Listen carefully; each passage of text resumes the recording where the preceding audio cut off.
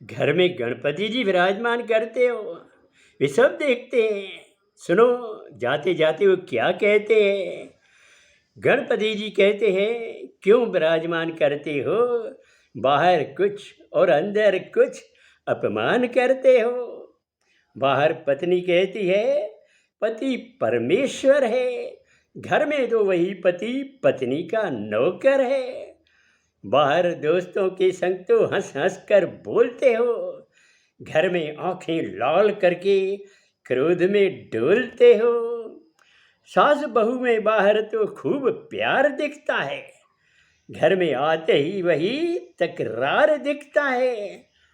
बाहर सबसे शीतल शीतल जैसे चंद्रमुखी, घर में आग बबूला होते जैसे ज्वालामुखी। पंडित जी के प्रवचनों को दिल से नहीं लेते हैं, एक कान से सुनते हैं, दूजे से निकाल देते हैं। आरती करने में जितना गला फाड़ते हैं, उससे ऊंची आवाज में बाप को डांटते हैं।